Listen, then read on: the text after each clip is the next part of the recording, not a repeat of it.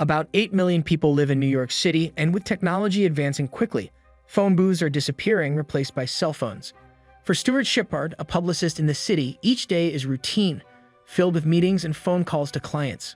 One day, while using a phone booth, Stu takes off his wedding ring. A pizza delivery person arrives, claiming the pizza is for him. Irritated, Stu dismisses the delivery person, but eventually gives him money. Stu then calls Pam, his secret girlfriend, inviting her for drinks to discuss her acting career. Pam declines, disappointing Stu. As Stu is about to leave the phone booth, it rings. The caller warns Stu not to leave and implies something ominous is coming.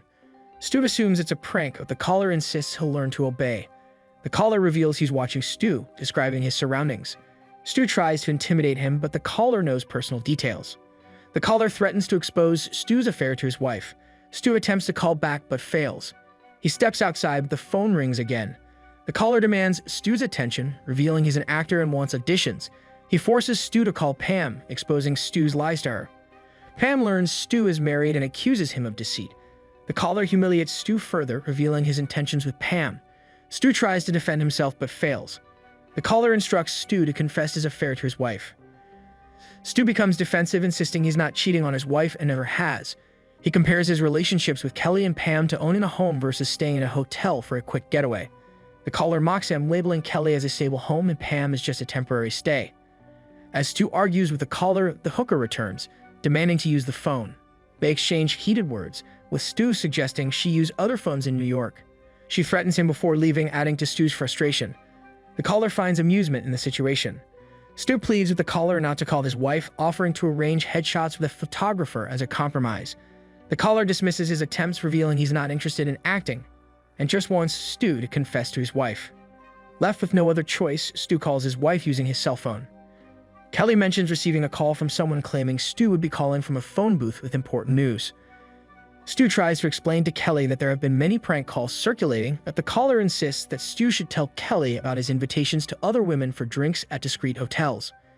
While Stu is on the phone with Kelly and the caller, the woman from earlier returns with a companion, harassing Stu to leave the phone booth. Kelly hears the commotion and asks what's happening. Stu brushes it off, aggravating the women further. They begin banging on the phone booth, causing a scene. Amidst the chaos, the caller urges Stu to admit to Kelly that he desires other women. Instead, Stu informs Kelly that someone is spreading lies about him. As the women continue to harass him, Stu threatens to call the police and advises Kelly not to believe everything she hears. Terrified, Kelly asks Stu to come to her store so they can talk.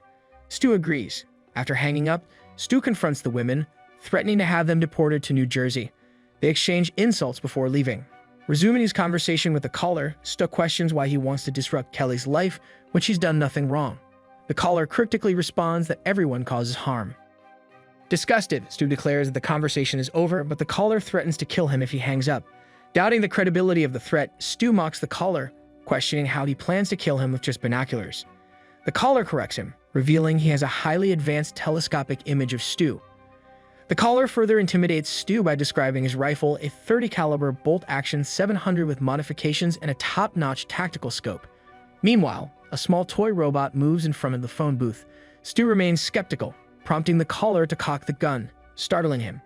Stu argues that firing a weapon will attract the police, but the caller tests this by counting down, causing Stu to instinctively duck even before reaching 3. The caller shoots, hitting the toy robot, and mocks Stu, as no one reacts to the gunshot. Amused, the caller challenges Stu to be a man and stand up. Outside the booth, the vendor notices the broken robot and strikes up a conversation with Stu. The caller offers to take care of the vendor, but Stu declines and gives the vendor money to leave. Another hooker arrives, but Stu ignores her as the caller continues talking. The man encourages Stu to figure out his location, suggesting he's done it before. He recounts recent killings, hinting that they were executions rather than robberies. The caller then directs Stu's attention to a red dot on his body, prompting Stu to acknowledge it. When asked about the killings, Stu denies knowledge until realizing they were executions, not robberies. As they speak, the hookers return with a guy named Leon who orders Stu to hang up. Despite the harassment, Stu refuses to end the call. Stu tries to appease Leon with money, but Leon becomes violent, punching the phone booth and cracking the glass. The caller offers to intervene, but Stu declines. Leon returns with a bat and smashes the glass, attempting to drag Stu out. Stu finally accepts the caller's offer for help. Without warning, Leon is shot, causing chaos. The hookers accuse Stu of shooting their friend. As bystanders gather, the hookers falsely claim Stu had a gun. Stu explains to the caller that he tried to handle Leon peacefully, but the caller insists Leon's death could have been avoided with respect. He urges Stu to take responsibility for his actions. Tired with caller's threat, Stu finally dials 911, hoping to signal for help without alerting the caller. He keeps the caller engaged while dropping hints to the operator, but unfortunately, the operator misunderstands and hangs up. In response, the caller shoots at the phone booth, grazing Stu's ear, revealing that he heard the 911 call. As the police arrive, they demand Stu hang up, but Captain Ed Ramey urges cooperation. The caller manipulates Stu, ordering him to insult Captain Ramey. Reluctantly, Stu complies, fearing for the captain's safety. Captain Ramey negotiates with Stu while ordering his men to trace the call. Reporters gather, and the caller belittles Stu's credibility. Captain Ramey directs sharpshooters to strategic positions and coordinates with a tech expert. Stu's phone rings, but he hesitates to answer, fearing a misunderstanding with the police. Kelly arrives, revealing she received a call from the man. Captain Ramey engages Stu, who denies knowing Kelly. Threatened with Kelly's safety, Stu confesses about Pam. Kelly reassures Stu, but the caller refuses to let him go. Stu decides to surrender, ending the standoff. Stu exits the phone booth, denying having a gun when Captain Ramey demands it. The phone rings again, and Kelly, growing impatient, approaches Stu, prompting the caller to aim the gun at her. Stu notices the laser dot on Kelly's forehead, and Captain Ramey orders everyone to stand down upon seeing it. Despite Stu's pleas, the captain eventually allows him to answer the call. Realizing the severity of the situation, Captain Ramey alerts his men about a sniper in one of the buildings. Meanwhile, the caller reveals his plan to frame Stu for Leon's murder by planting a gun in the phone booth's ceiling. The caller taunts Stu, suggesting he shoot him from a window with pink curtains. Stu argues that the police would intervene before he could reach the gun, but the caller dismisses his concerns. Pam arrives, and the caller threatens to harm her or Kelly if Stu doesn't retrieve the gun. While pretending to search for his ring, Stu discreetly informs Kelly of the situation.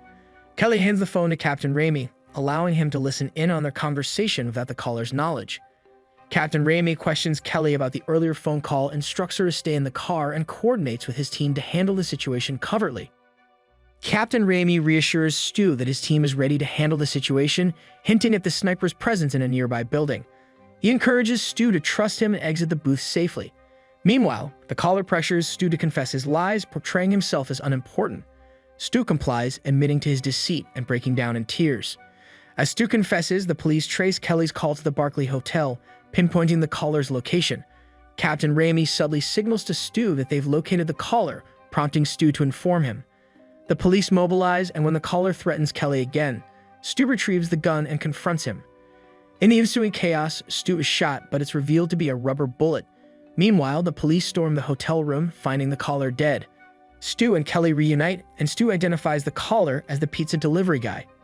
In the ambulance, Stu encounters the real caller and sniper, who warns him before departing. Later, another payphone rings, signaling a new mystery. Make sure to subscribe and check out our other recaps popping up on your screen right now.